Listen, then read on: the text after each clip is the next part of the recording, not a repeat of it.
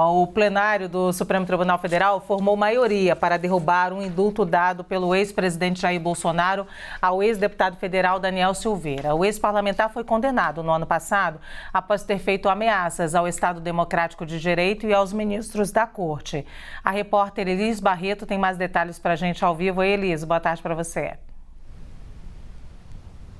Boa tarde, Luciana. Boa tarde a todos os debatedores do Grande Debate e a todos que nos assistem. Isso mesmo, Luciana. A ministra relatora das ações, Rosa Weber, votou pela invalidação desse indulto presidencial concedido a Daniel Silveira e foi seguida pelos ministros Alexandre de Moraes, Edson Fachin, Luiz Roberto Barroso, Dias Toffoli e Carmen Lúcia. Os ministros André Mendonça e Nunes Marques divergiram da relatora e votaram pela validade da graça concedida a Daniel Silveira. A sessão de ontem, quinta-feira, foi suspensa por conta do horário da extensão e os ministros Gilmar Mendes e Luiz Fux vão poder ler seus votos na próxima sessão, que será a semana que vem, quarta-feira. Luciana, para a relatora da ação, Rosa Weber, o decreto é inconstitucional e houve desvio de finalidade no caso, além de violações a princípios constitucionais.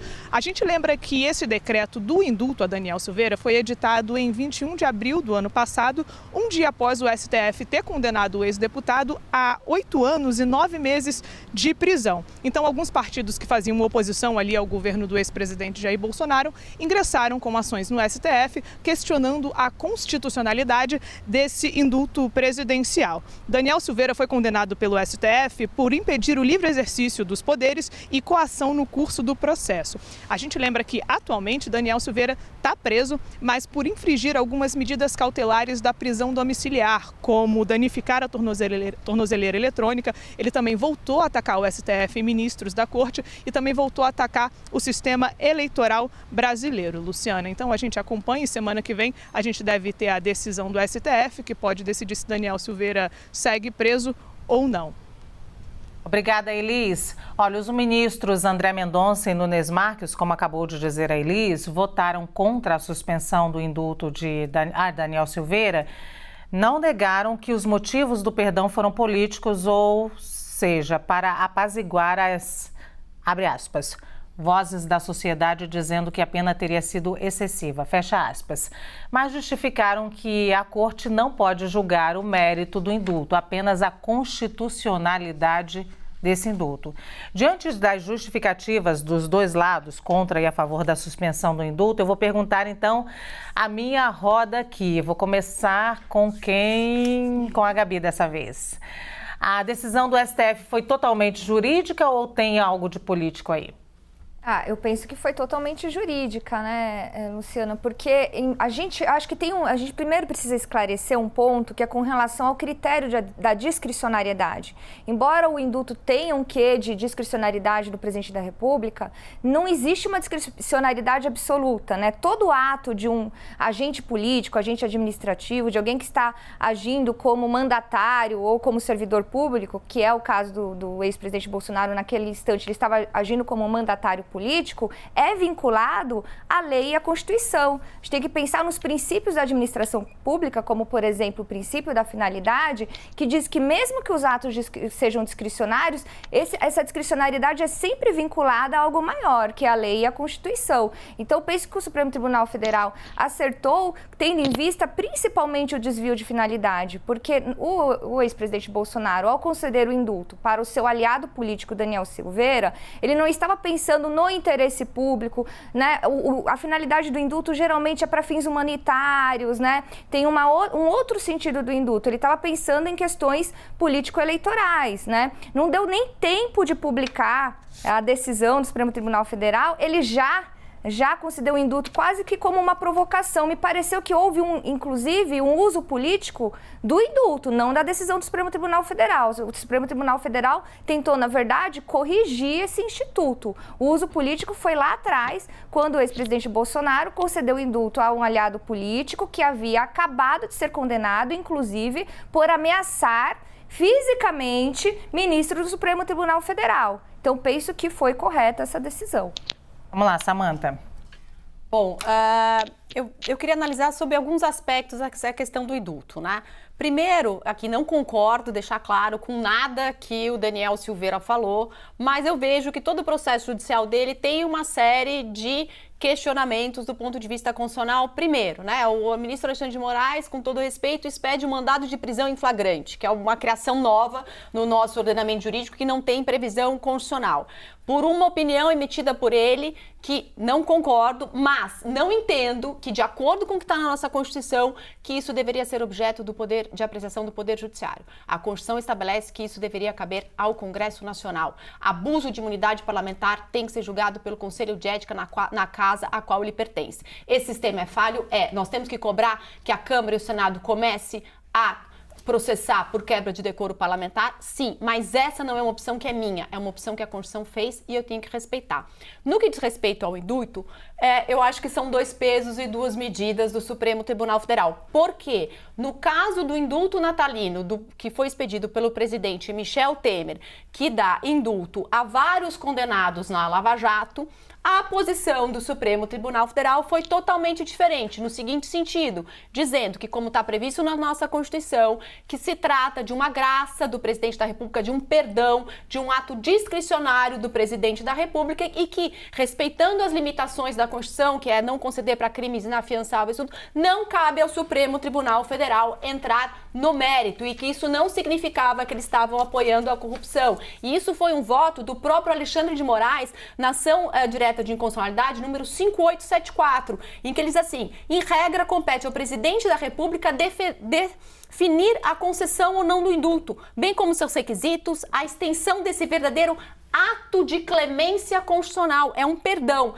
a partir de critérios de conveniência e oportunidade, devendo ser, por inoportuna, afastada qualquer alegação de desrespeito à separação de poderes ou ilícita ingerência do Executivo na política criminal, genericamente estabelecida pelo Legislativo e aplicada concretamente pelo Judiciário. Essas não são palavras minhas, são palavras do ministro Alexandre de Moraes nesse voto, ou seja, nessa questão fala assim desvio de finalidade, mas se a graça é um perdão do presidente da República, é claro que esse perdão vai ser para pessoas que ele considera que foram injustiçadas pelo sistema judicial. Então, não estou dizendo que concordo, não concordo, sou contrária a tudo que o deputado Daniel Silveira fez, mas essa prerrogativa é uma prerrogativa que a Constituição dá desde 1824 ao presidente da República de estabelecer o perdão judicial e que o Supremo reiteradas vezes tem se colocado no sentido de não apreciar se não violou os preceitos constitucionais e que nesse caso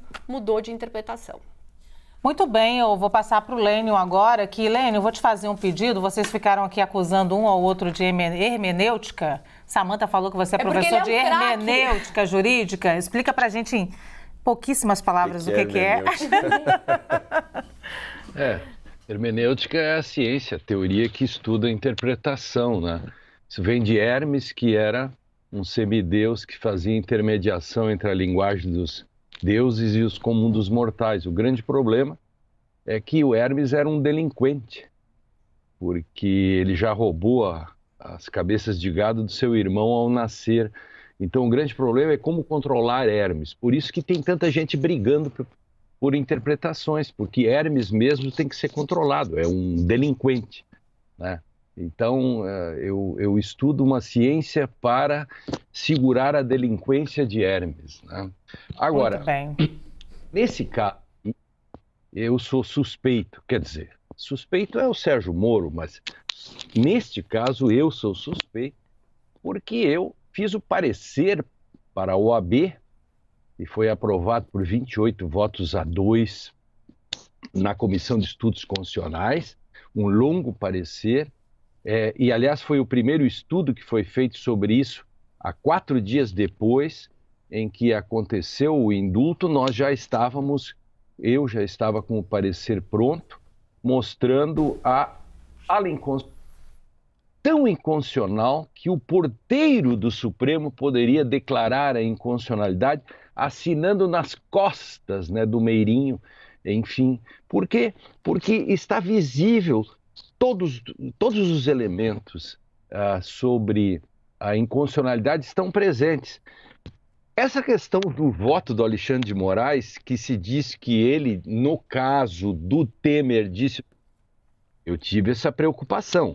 Eu fiz uma anamnese do voto do Alexandre de Moraes. Eu fiz uma tomografia, espiolhei fiz na minha terra, eu espiolhei e mostrei neste parecer que está à disposição nos veículos e nos sites, em que eu mostro que exatamente há uma coerência total no voto do Alexandre de Moraes, que, aliás, ele repetiu ontem, né?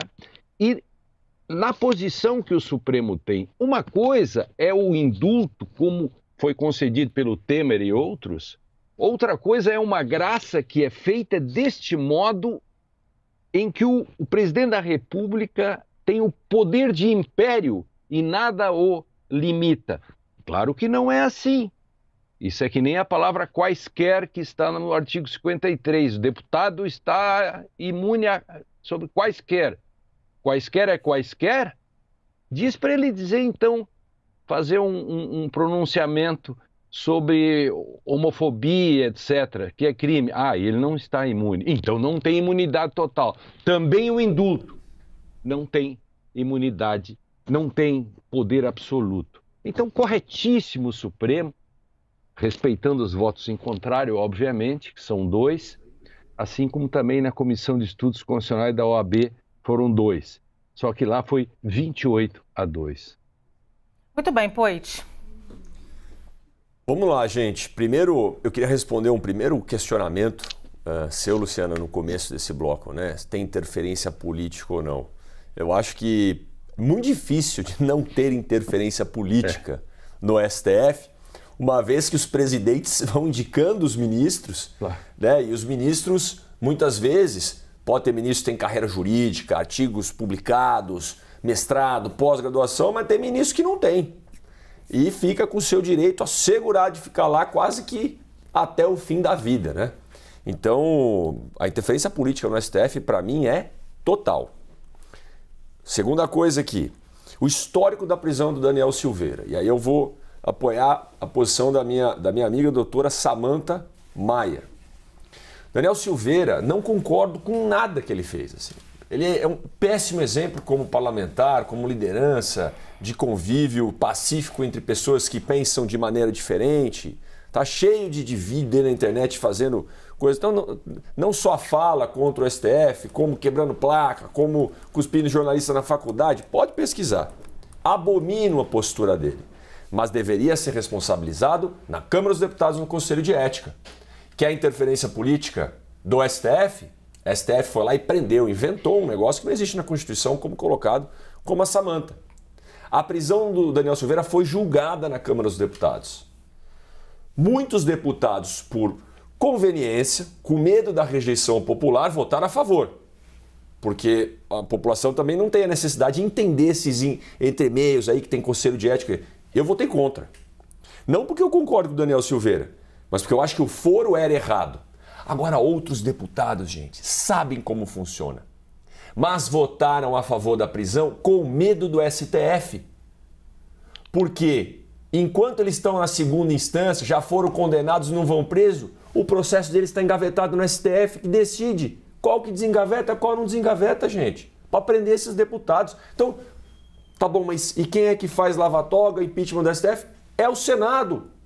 Mas quem aprova a indicação do ministro do STF é o próprio Senado. Então, assim, a interferência política... Poit, você está me trazendo mais uma questão aqui, a manipulação dos próprios deputados, então, no STF, seria isso? Mas muito. O jogo de interesses, Lu, não só dos deputados, mas dos senadores também, e do presidente da República, é enorme. Tem um conflito claro, a gente precisa mudar a regra de indicação dos ministros.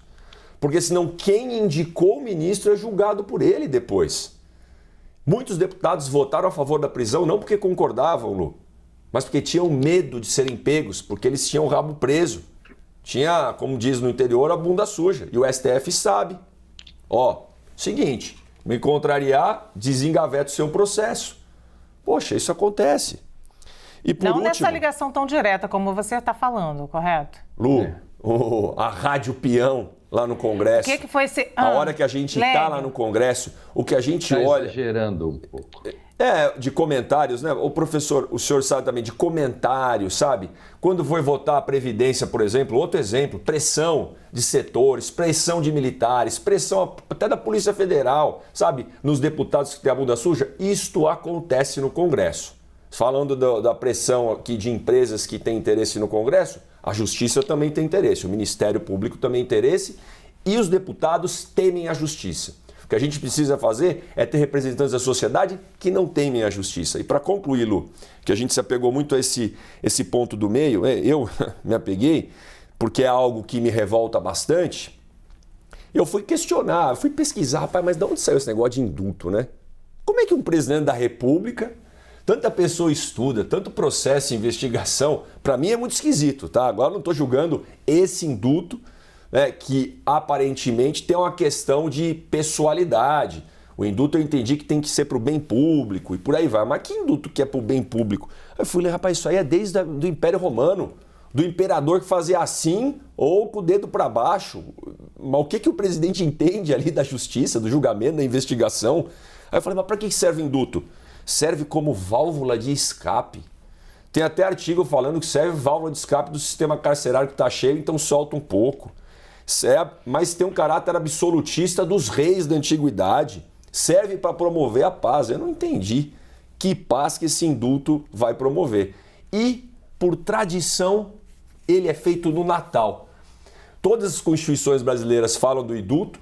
Aí alguns presidentes, ultimamente, né, desde o Collor, um negócio festivo, vamos fazer no Natal. É brincadeira com a sociedade um negócio desse. Então o meu desabafo também, indulto natalino, que aliás é diferente da saidinha, tá? A saidinha é outra coisa, saída temporária.